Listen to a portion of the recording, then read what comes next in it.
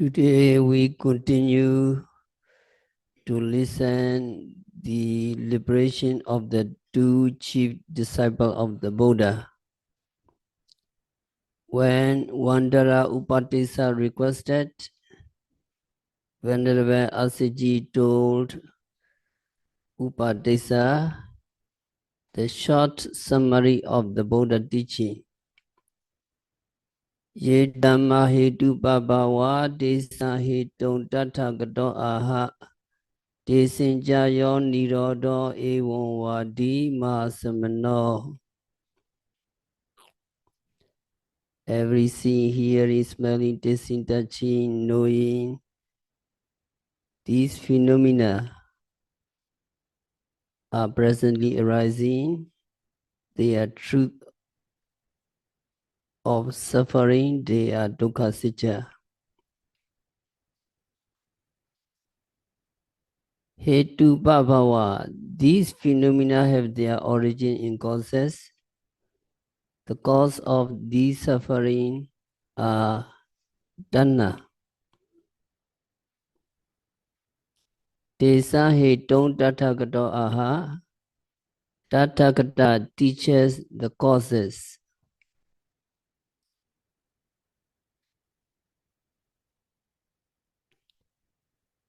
Desinja yon nirodo evam vadi masamano. When there is cause,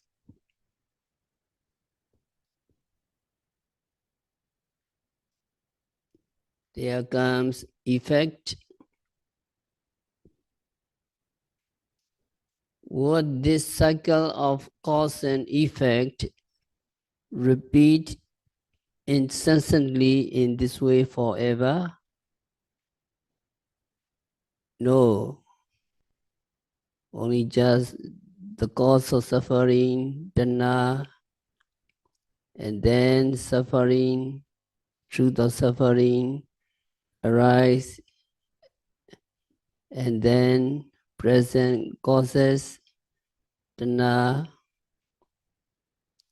and then comes effect of suffering. This cycle of cause and effect repeat incessantly in this way forever? No, that is not all the Buddha teaching. So here Buddha teach Desinja yon nirodo evam vadi mahasamano. There is their niroda. There is their niroda. There is their cessation. Our teacher, the great sage, teach that cessation of suffering too. So Buddha also teaches us niroda or nibbana, the truth of cessation of suffering. Desinjayo nirodo. Tassa yewa tanaya asisa viraga niroda upadana nirodo. That is Paticcasamuppada Patiloma Bali. We recite again, open your book.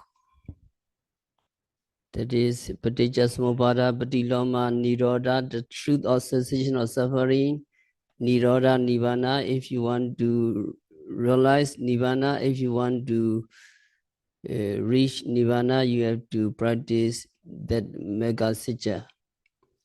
Truth of suffering, truth of cessation of suffering, and truth of the path leading to the cessation of suffering. That is reverse order of ceasing. Can you follow me? Avijjaya deva asesa viraga niroda Singara niroda Singara niroda Vijnana niroda Vijnana niroda Namarupa nirodha. Namarupa nirodha. Salayana nirodha. Salayana nirodha. Phassa nirodha. Phassa nirodha. Vedana nirodha. Vedana nirodha. Dana nirodha. Dana nirodha. Upadana nirodha. Upadana nirodha.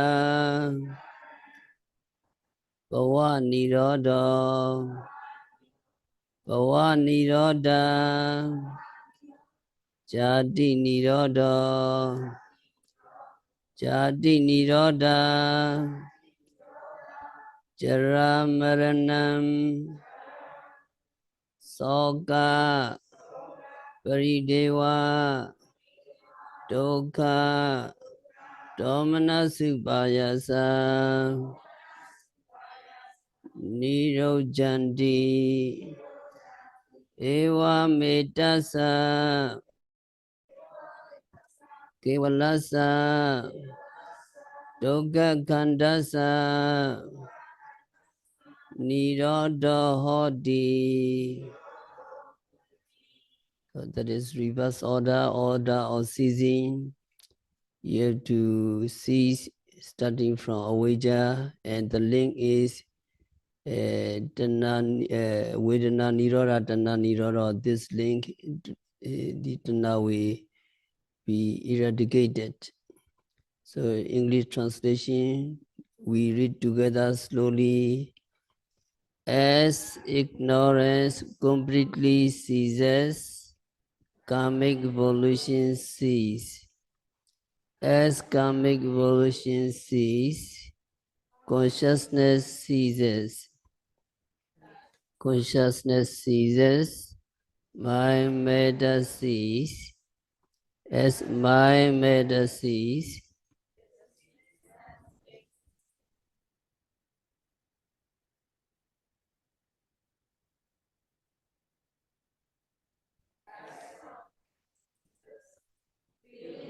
ceases. As feeling ceases, craving ceases. Ceases, clinging ceases. As clinging ceases, existence of life and volition ceases. As existence of volition ceases,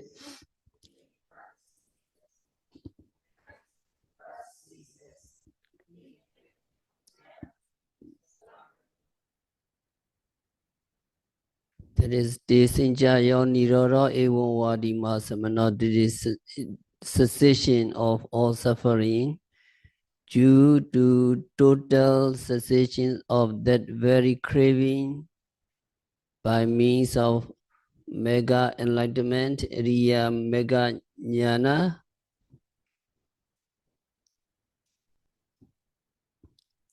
There arises the cessations of upadana, clinging. So when tanha, craving ceases, then clinging ceases. Tanha nirodha, upadana nirodha.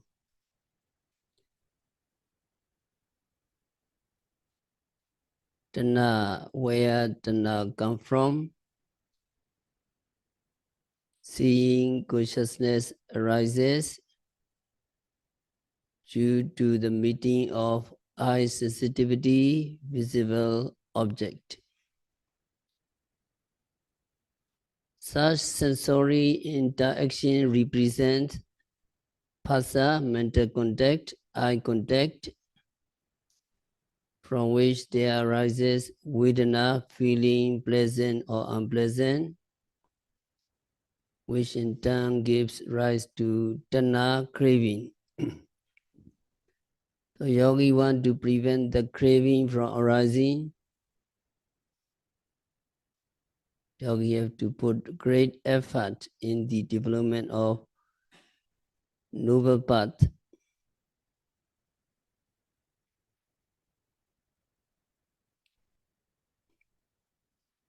How to develop noble path? Meganyana. You have to be mindful of every psychophysical phenomena occurring at the six sense doors.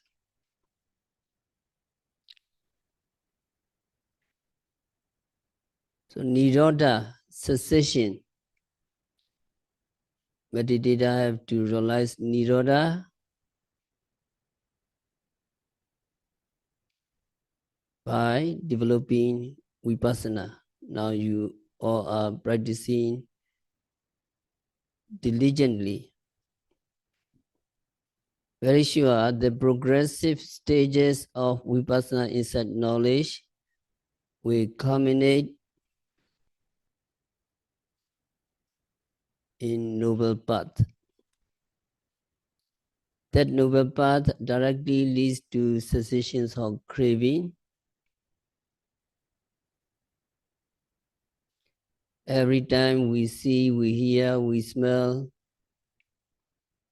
we will inevitably arouse Vedana, feeling, pleasant or unpleasant, no matter whether we are mindful or not, Vedana will arise. But the Vedana feeling will lead to craving if we fail to be mindful of that process. If pleasant object, we may crave for this object. If unpleasant, we may arouse desire for something as pleasant.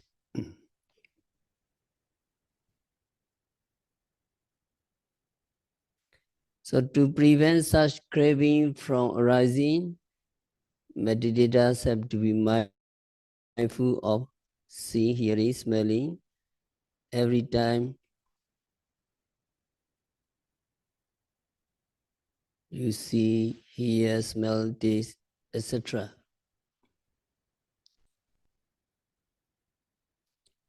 So at the moment of seeing,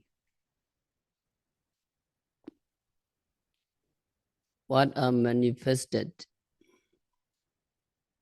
Five kinds of ultimate phenomena. When seeing, eye sensitivity, visible object, seeing consciousness, contact and feeling, they become manifested.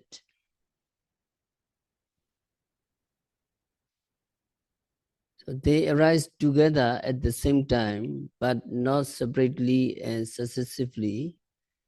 As soon as you see there arises feeling, you cannot prevent feeling from arising.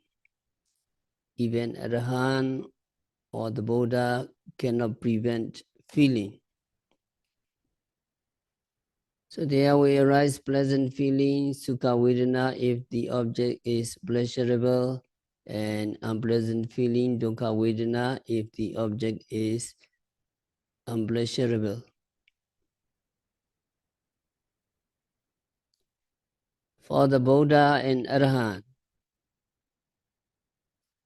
their feeling are never accompanied by tanha, craving. However pleasant or unpleasant the feeling may be,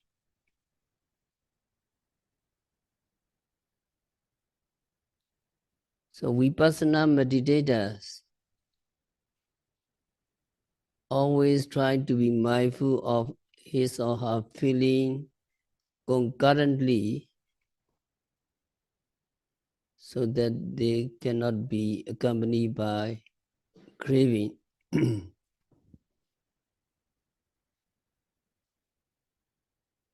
Now meditators are very serious to capture the kinds of Vedana feeling. That is why whenever you see, you are trying to note seeing, allowing yourself to stop right there, but not to go beyond that. Otherwise, there will arise the craving, hearing, smelling, tasting, touching. Also, yogi try to be aware of these presently arising feeling.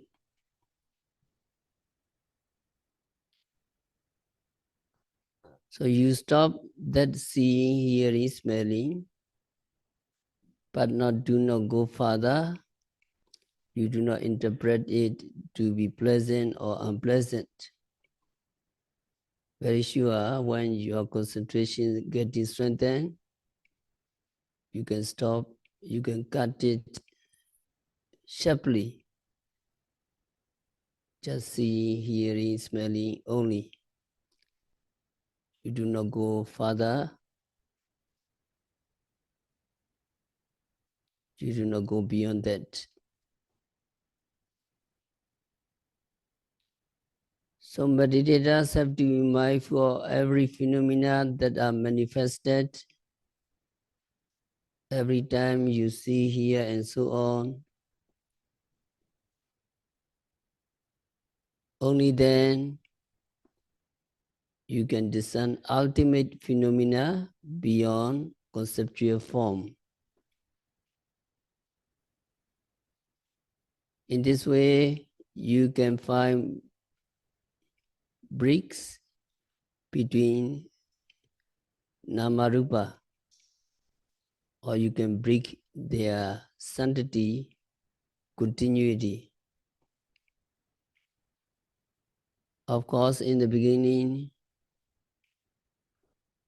you cannot make it, although you are mindful of everything.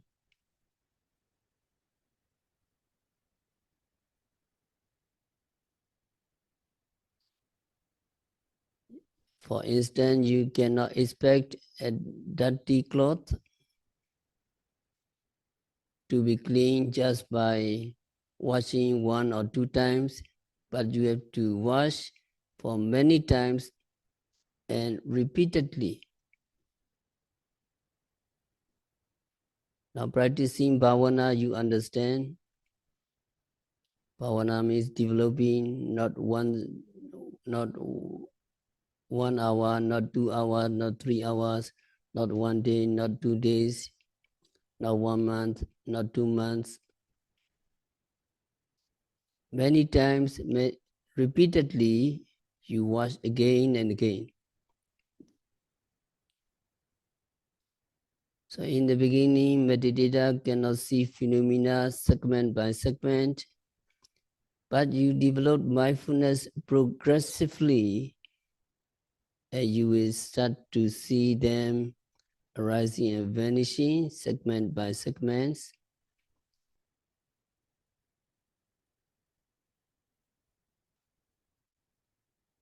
At the stage of Uddiyabhaya Jnana, knowledge of rise and fall, and vanishing moment by moment at the stage of knowledge of dissolution.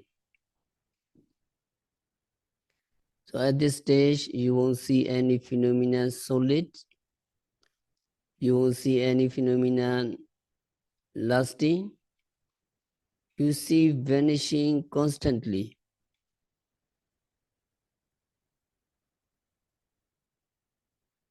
So the mental state of seeing arises and disappears segment by segments.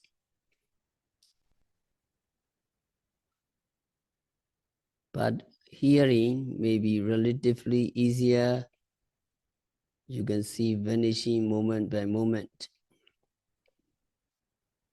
And you can be aware that you are hearing the sound wave segment by segments, and hearing consciousness, hearing unit, part by part, and touching is perceivable almost all the time. Meditator can notice to see the touching, vanishing moment by moment, sitting, touching, sitting, touching, many segments. You are noting only just sitting, but you have to do many things to capture, to be going along with the kinds of segmental phenomena.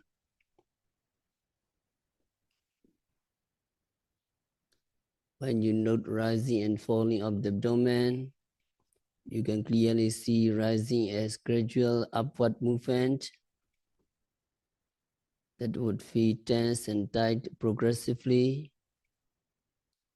And you see falling as gradual downward movement that would feel releasing and relaxing progressively, part by part. You just know sitting, sitting, and you realize you perceive hardness and stiffness, changing and vanishing segment by segment.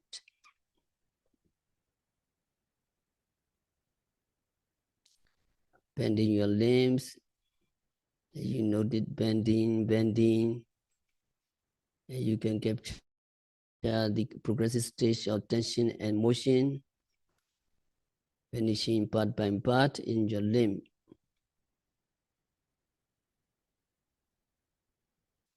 So if you can see phenomena vanishing immediately after arising,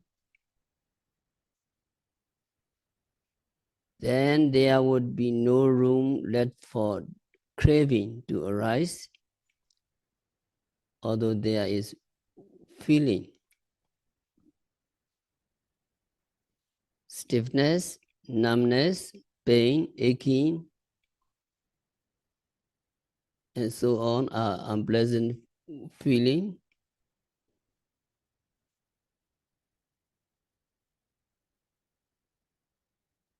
But they won't arouse the craving for something as pleasant, because your mindfulness is going along. You will just see the stiffness arising and vanishing, heat arising and vanishing.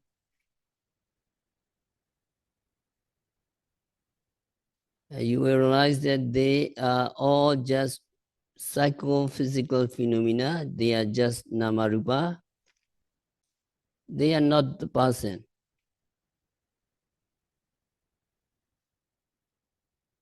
Then there would be no room left for the craving. So this is Nirodha. This is how the craving ceases gradually. This is Nirodha. So we have read that the Paticcasamuppada Anulama Pali Tasayi Vatanaya Asisa Viraga Nirodha Upadana Nirodha. That means due to total cessation of that very craving, by means of noble path, there arises cessations of attachment, cessations of clinging, upadana.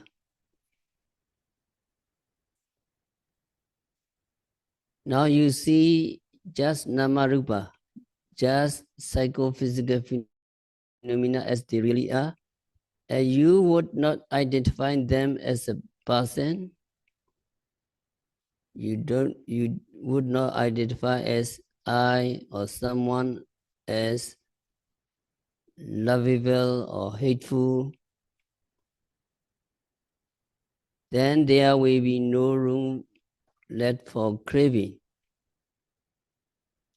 So the craving that would otherwise arise totally ceases.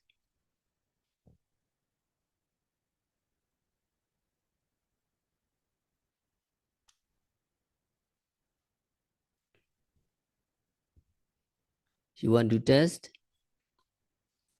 So even you intentionally refresh your past memory of them, they will not come back to you.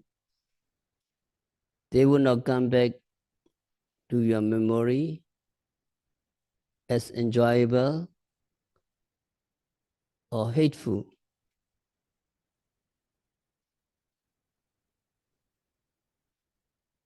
Why they would not come back to your memory as enjoyable or hateful? Because at that moment, because you had already seen them as phenomena, you had already seen them as psychophysical phenomena coming and going. So the cessations of craving by means of Vipassana is also a kind of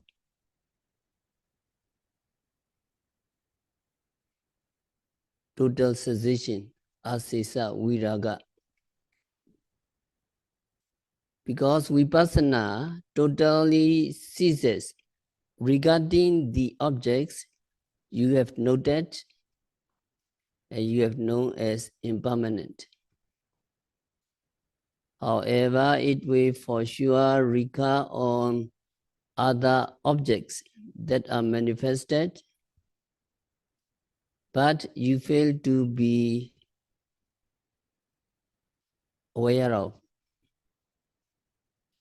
If you fail to be aware of, it will for sure recur on these objects that are manifested.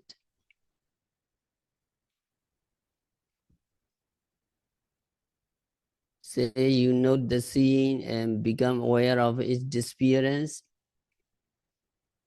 then the craving that would otherwise arise for the particular scene would cease totally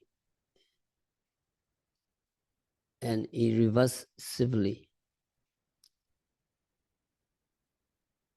Past cessations of craving can by no means be guaranteed on seeing other objects. So in the same way, hearing is noted and you know as impermanent, they are coming and going, then craving would not arise on that particular hearing. So any object noted and known as impermanent will not arouse any craving that would otherwise arise. So in this sense, the cessations of craving by means of Vipassana is also considered the total cessation, asesa viraga nirodha.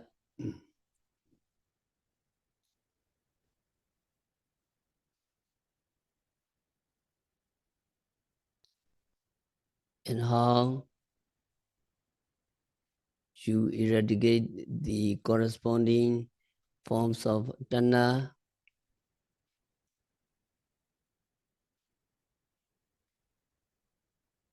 When you reach the mega stage, full stage of Riya Mega, the corresponding forms of tanha can be eradicated constantly without limit to that to particular objects, like in the case of Vipassana.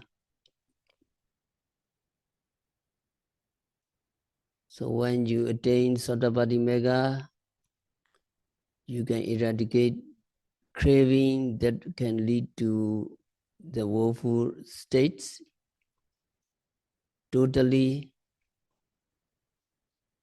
So when you attain Mega Sotapaddi Mega Jnana, you will not go down to the lower states.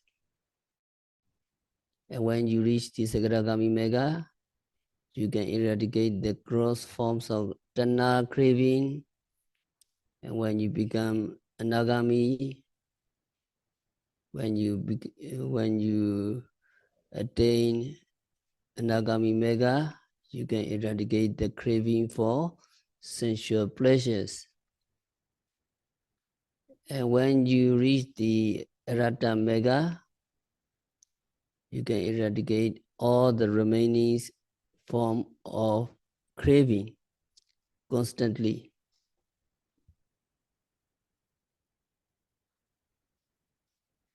So when you note and know an object by means of Vipassana, the craving and its subsequent attachment, upadana, cease to arise on that particular object.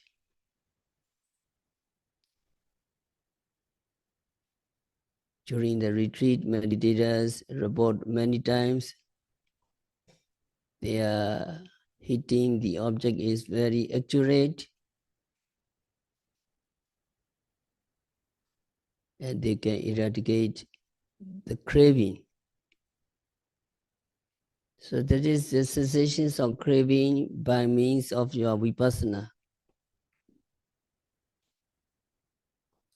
The cessations of craving by means of Vipassana is called temporary cessation, the Dinga Nirodha.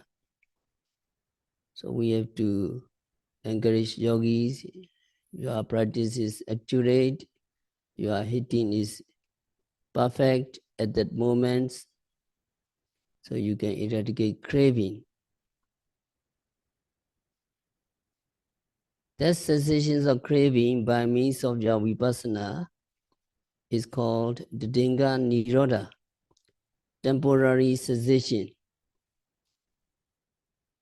or mundane enlightenment. Lokiya Mega. Yes, of course, you never give up, you diligently practice.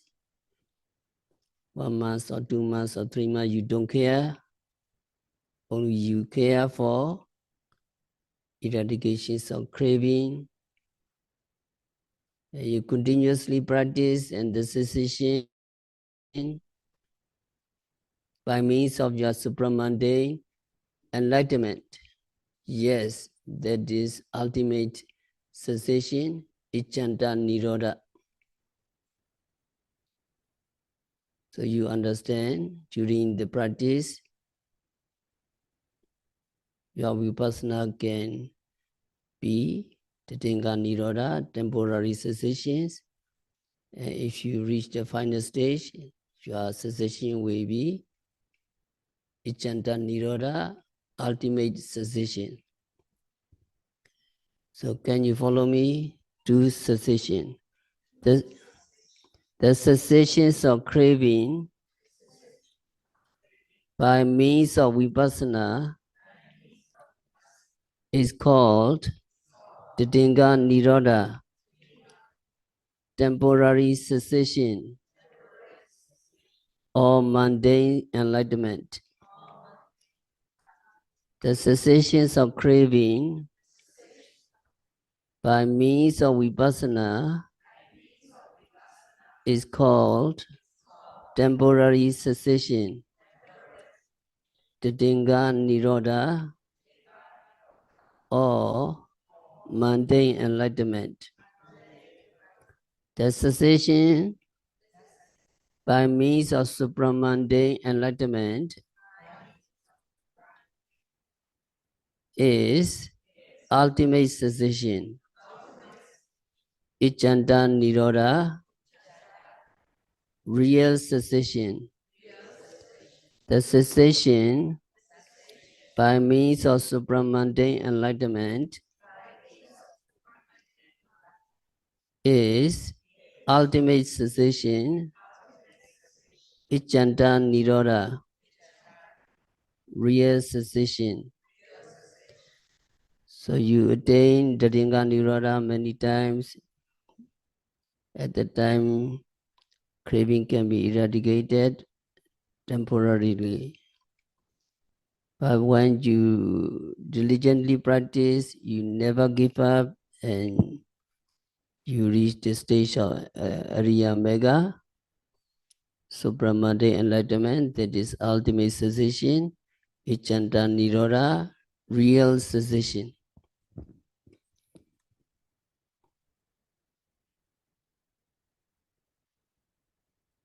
So Upadana Nirodha Bhava Nirodha,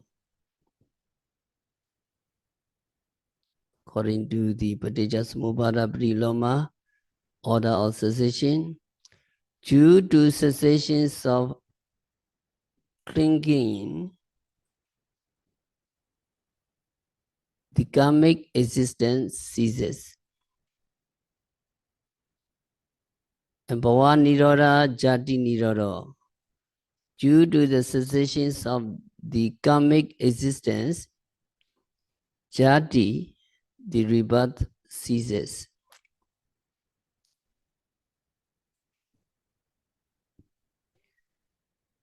So how Jati cease?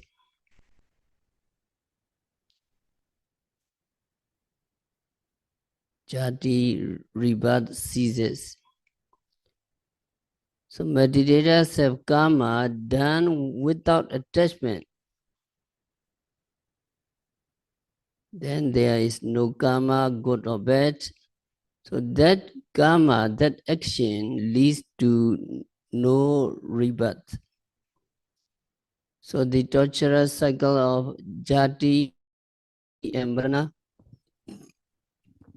the torturous cycle of birth and death ceases. This fact is totally applicable to an Arhat, a fully enlightened one, but only partially to lower enlightenment person, Sotapanna, and so on. Sotapanna, a string enterer, has no woeful rebirth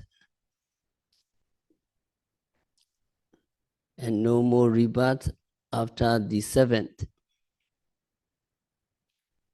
Before that, he or she is still liable to be reborn in a blissful realm like humans or divine.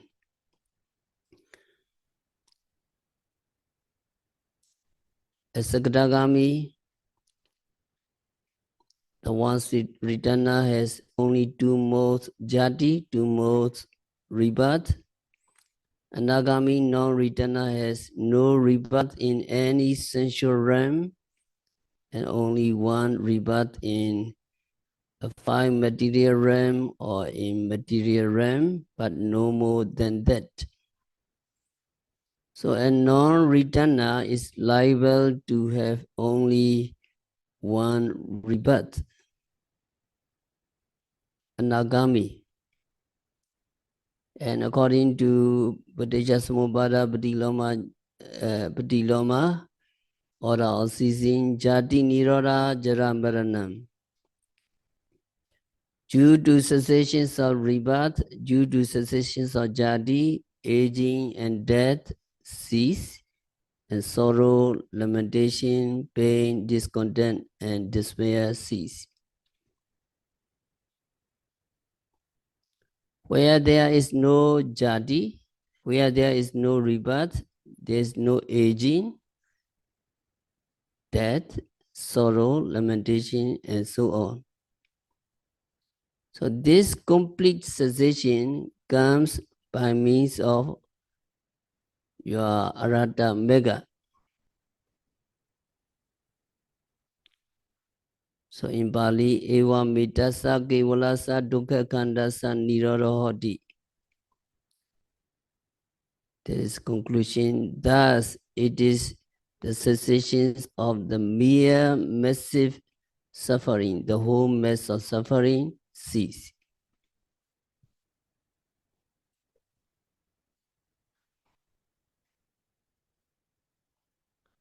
The whole mass of suffering cease, cessations of the mere massive suffering. The question, what exactly they are that would cease? What exactly cease mere suffering, but not any individual person. It is not disappearance of a living entity.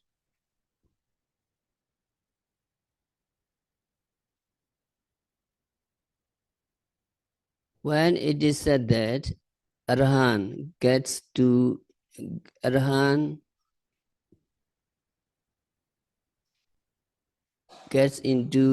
the ultimate peacefulness, Arhan gets into Parinibbana, people think an individual person who is fully enlightened totally disappear.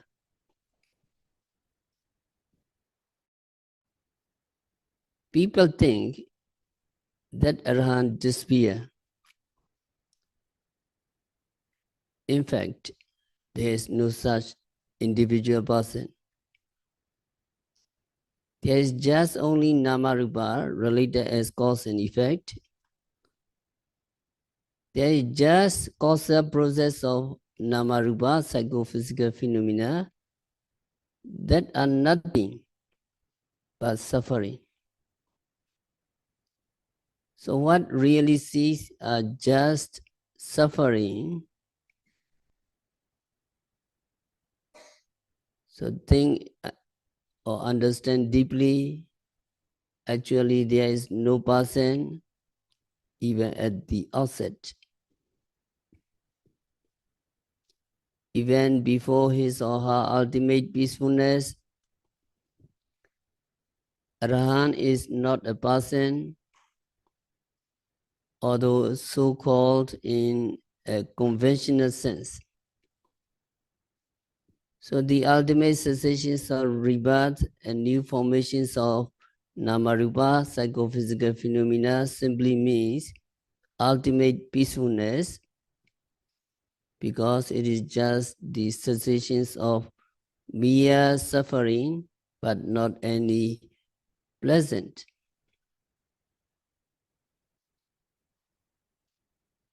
So Venerable Asiji said that Buddha teaches such cessation, Buddha teaches Nirodha Sitya. So when the Buddha is said to teach Nirodha, the cessation, he is also considered to teach the path leading to the cessation of suffering. So by the statement, Evam Vadi Masamano, our teacher, the great sage, teach us the cessations of them.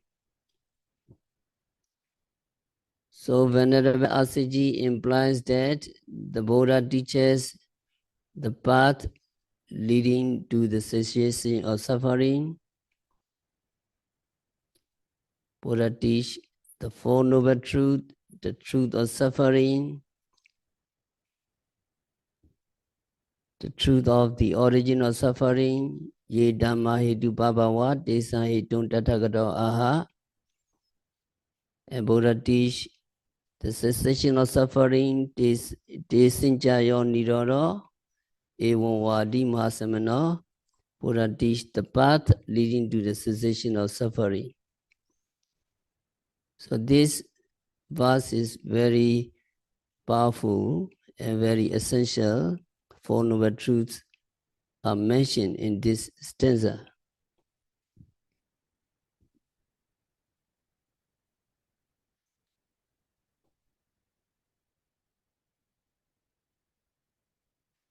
So now the Wanderer Upatissa, the Venerable Sariputra to be, after hearing this, became Sotapanna.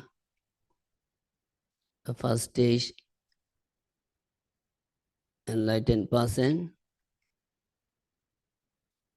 At the end of the first half of the verse, delivered by Venerable Asiji, maybe within 15 seconds or 30 seconds. Of course, it is because Sariputta to be was endowed with exceptional parami.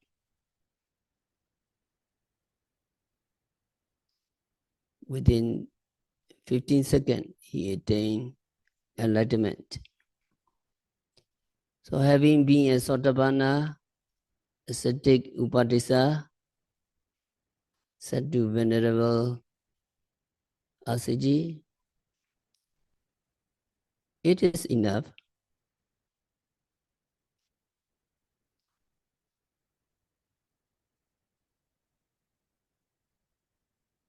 It is enough for me to hear the Dhamma, because he already become a Sotapanna. So he got the point. He understood what the Venerable Asiji meant, the Four Noble Truths. And he asked Venerable Asiji to accuse him to inform his friend Kolita of his enlightenment. I have my friends Kolita. We had made an agreement. We had made that whoever would first attain enlightenment, he must share the Dhamma with the other. That agreement we had made. So having learned from Venerable Asiji that Buddha dwelt in Bamboo Grove, Veluwana Monastery, and Upadisa said, Bande, please, you go ahead. I will see you there along with my friends Kolita.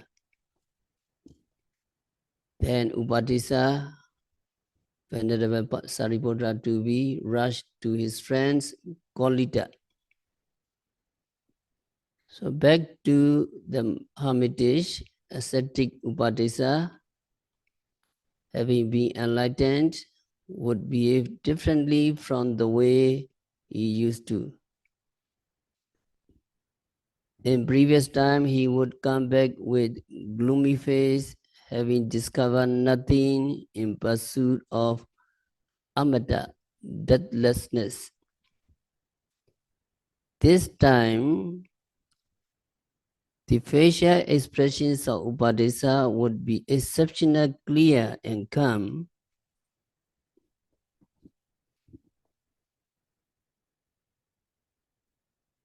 And his behavior would also be dignified with mindfulness and clear comprehension.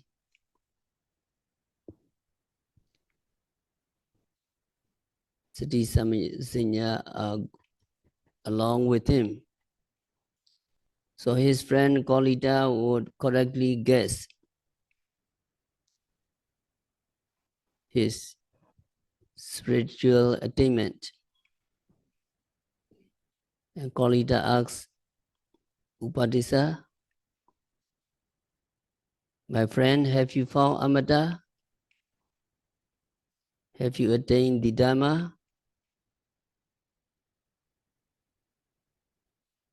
Yes,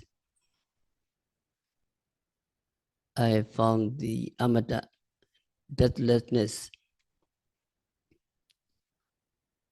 So Upadisa claimed he had attained Amata, deathlessness,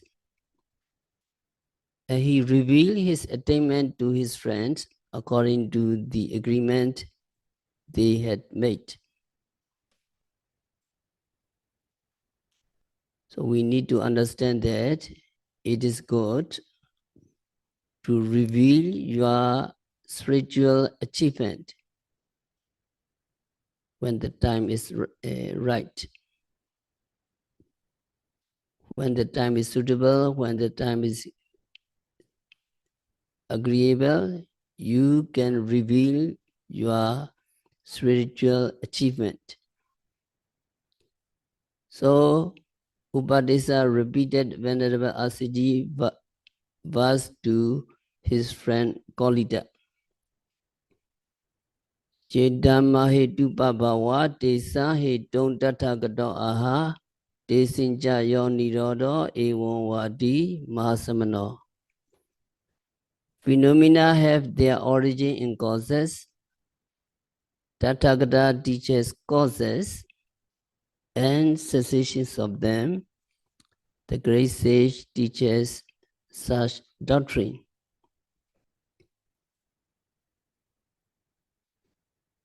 Also, his friends Kolita learned this brief sermon from Upadesa. They have very exceptional parami. Kolita also became a Sotabana, string enterer on that very spot. So now Upadesa and Kolita, Saripodra and Mauklana Dubi, two friends became Sotabana, they became liberated. So the two friends, having greatly cared about their previous teacher,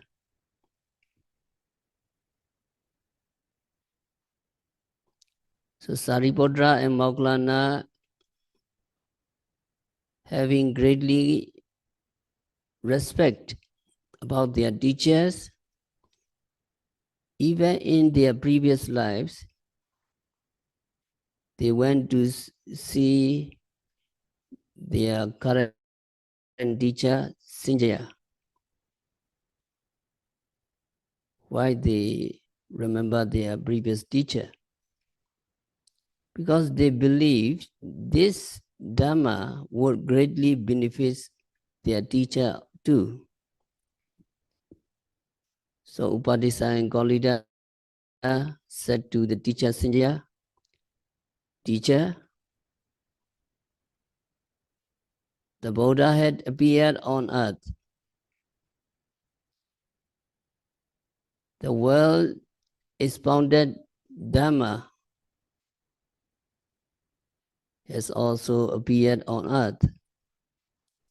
And the well-practicing monastic community, Sopatipana Sangha, also appeared on earth. Shall we go together to Bamboo Grove, Veluvana Monastery, where the fully enlightened Buddha was residing?"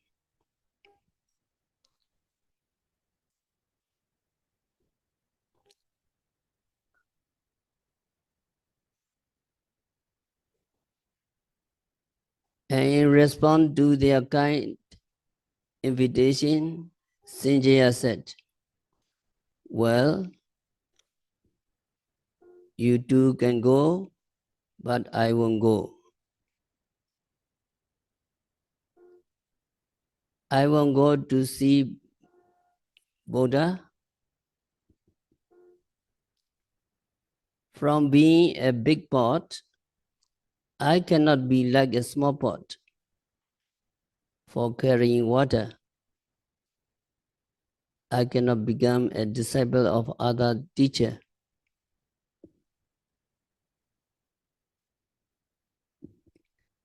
And then Sinjaya continued to ask the question.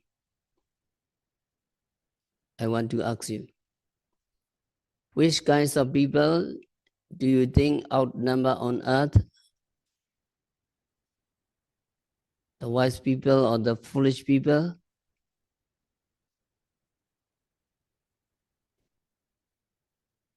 And Upadesa and Kolita answered, yes, on earth, foolish people are more and wise people are few. Then Sanjaya said, well, then fewer people will go to Buddha.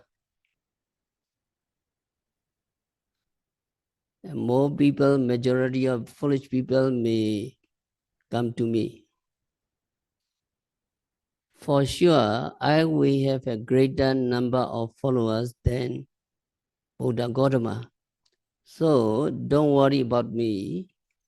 You do just go ahead to Buddha. I won't follow.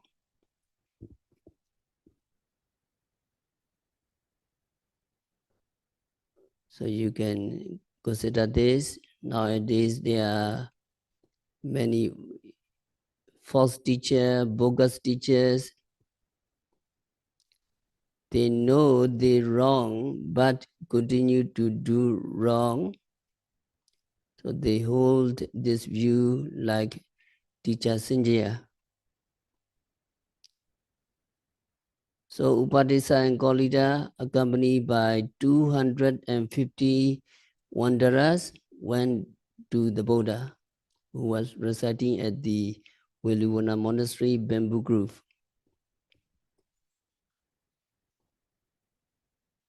There, when the Buddha gave Dhamma talk, all their followers, 215 in numbers, became fully enlightened.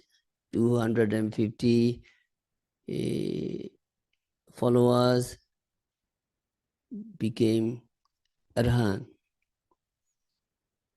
Then Buddha miraculously ordained them as bhikkhus by addressing Ehi bhikkhu, Eta bhikkhu, come here monks.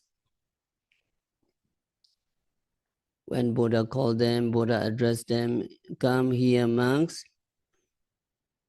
and they became bhikkhu, they became monk. How about Upadesa and Kolida? Upadesa and Kolida, when the Venerable Sariputta and Venerable Moggallana to be respectively did not become fully enlightened,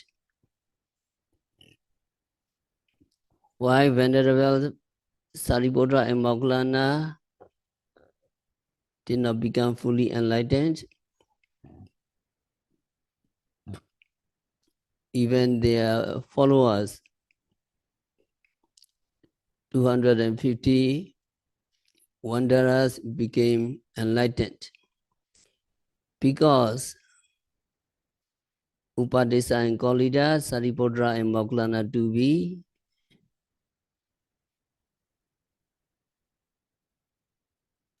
extraordinary individual, they were required to fulfill parami on extraordinarily grand scale. They need to practice more.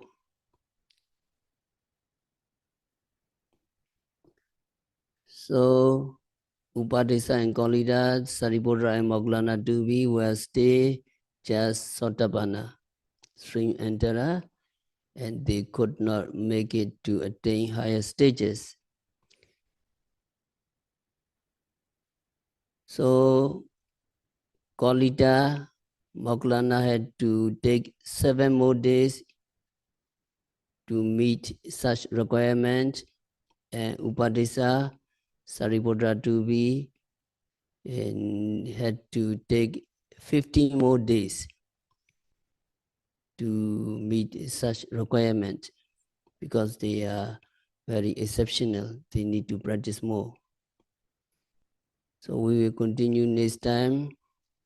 The Upadesa and Kolida, they have to practice to become an Arahant, how they practice, how they overcome Kilesa obstacle.